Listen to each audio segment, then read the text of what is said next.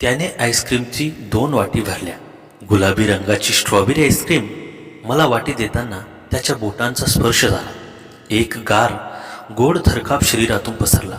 आम्ही दोघे त्या बागेच्या एका छोट्या बेंचवर बसलो. झाडांच्या सावल्याखाली सूर्य क्षितिजाकडे झुकत होता आणि आकाश नारिंगी गुलाबी रंगाने रंगून गेले होते. खूप गोड आहे, मी म्हटले, एक घास तोंडात घे. तुम्हाला आवडली म्हणजे बरं. तुम्ही नेहमीच एवढे विचार करता का? दुसऱ्यांना काय आवडेल याचा? तो थोडा विचार करून म्हणाला, फक्त विशिष्ट लोकांसाठी. त्याचे उत्तर आणि तो देणारा भाव मी लक्षपूर्वक पाहिला, पण काही बोललो नाही. क्षणभर गप्प राहिले. फक्त आईस्क्रीम खाण्याचा आवाज आणि दूरवर झाडावर चिमण्यांचा किलबिलाट. नेहा, त्याने अचानक माझे नाव घेतले. आवाजात एक गांभीर्य होते.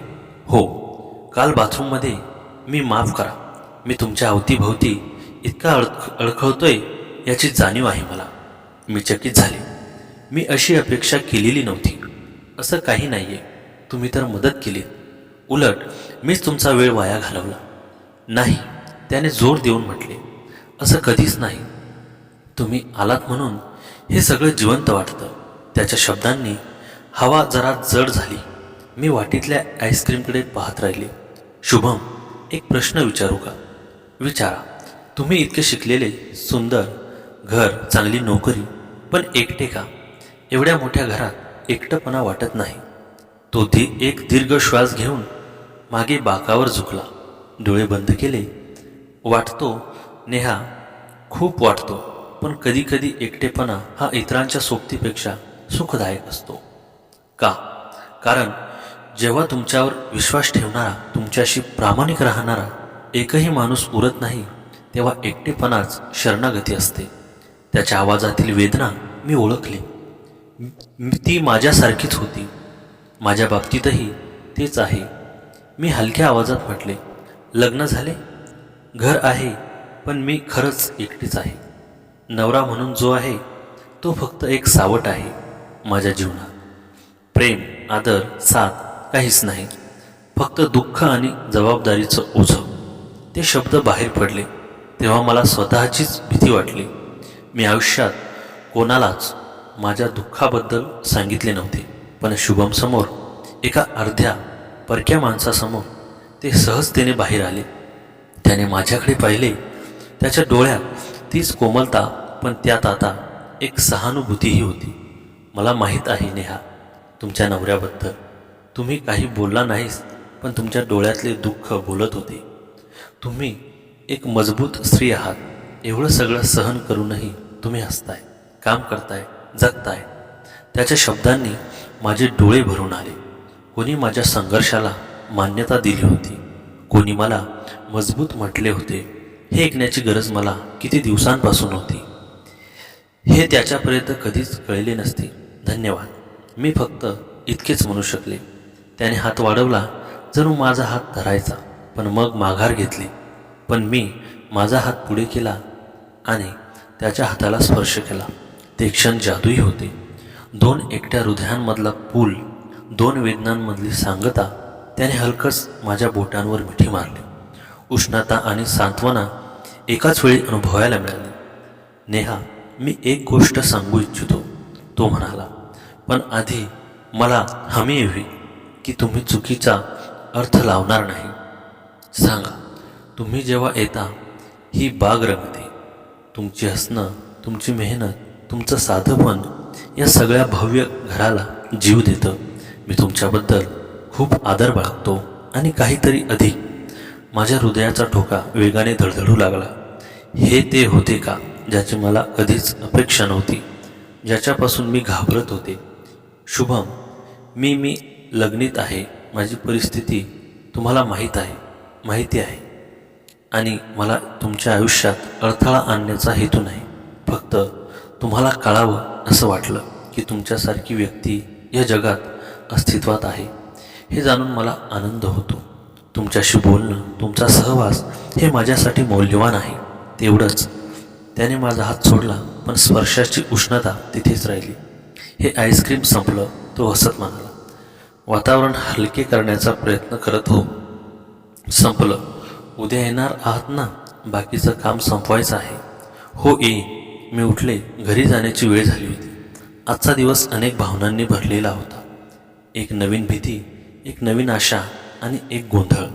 मी चालते, मी म्हटले. ठीक आहे, काळजीने जा.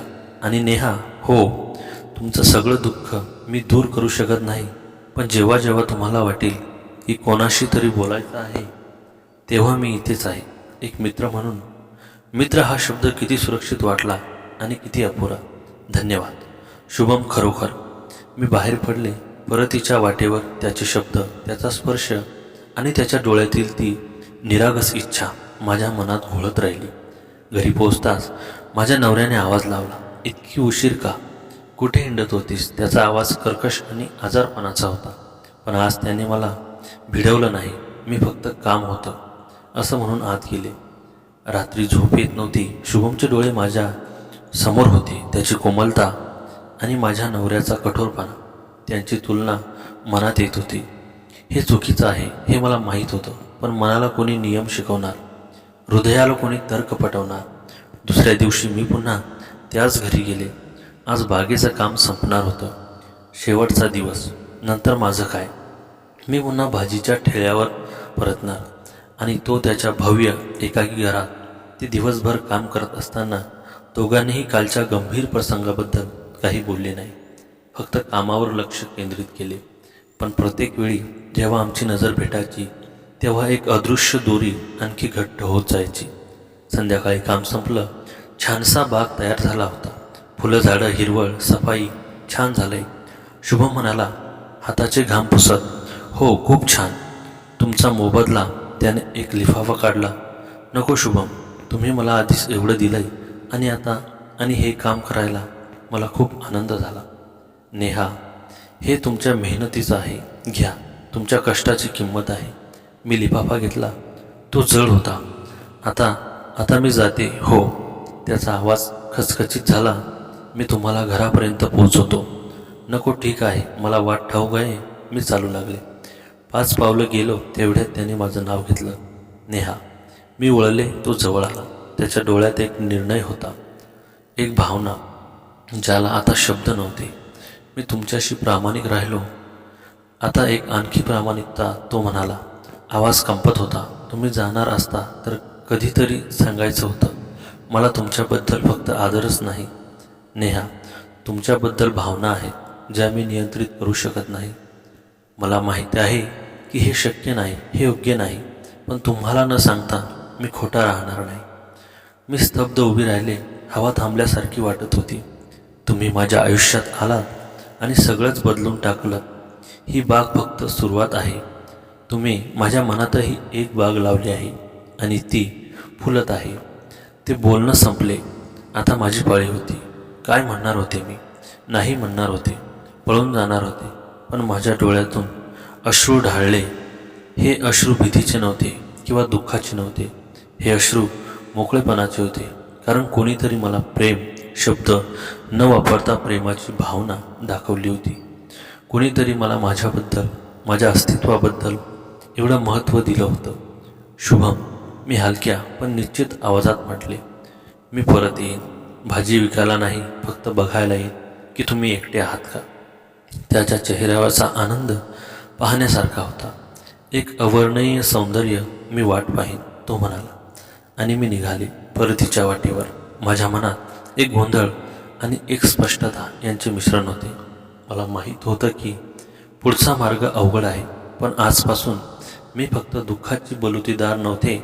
आजपासून मी एक स्त्री होते जिच्याबद्दल कोणाला तरी खरोखरच काळजी होती, आणि ते ज्ञान, ती शक्ती मला पुढच्या संघर्षासाठी पुरेशी होती. शुभमची बाग फुलली होती आणि कदाचित माझे आयुष्यही फुलू लागलं होतं, एका नव्या अनिश्चित पण आशेने भरलेल्या मार्गावर.